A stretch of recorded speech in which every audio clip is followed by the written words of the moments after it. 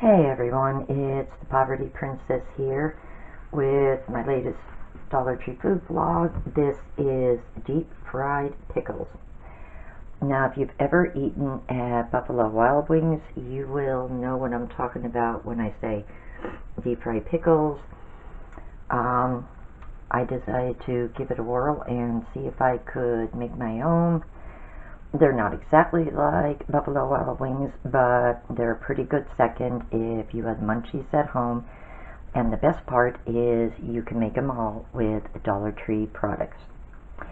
So first of all, you're going to start with a jar of bread and butter pickles, or bread and butter chips as they're called. Now you do need some cornmeal. This is corn flour, and unfortunately they were out of cornmeal when I bought this. You actually should use cornmeal. It comes a little thicker and they will come a little bit crispier. Next you want to pick your seasonings.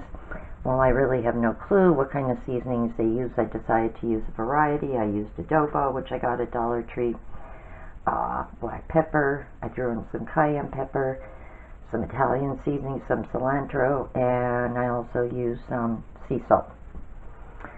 So what you're basically going to do is you will dip your pickles in an egg, beaten lightly with a fork. We know Dollar Tree sells eggs. And then coat them in the Dollar Tree cornmeal. As I said, I use corn flour. Now when it comes to the oil, here's where you can do one of two things. Dollar Tree does sell small bottles of oil, and if you don't use oil very often, then purchasing 2 small bottles is economical.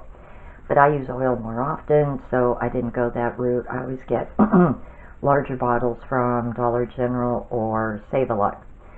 You heat up your oil in a frying pan until it's reasonably hot, and then simply scoop your pickles out with a fork, dip them in the egg, cornmeal, and into the oil. It's a very easy snack to make because they're done in roughly 30 to 45 seconds, both sides, and they drain very easily on paper towels, of course, which Dollar Tree also sells as well.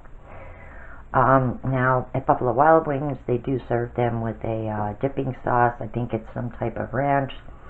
So while I was out of the Dollar Tree ranch, I happen to have handy some Portman Bacon Ranch from Save-A-Lot.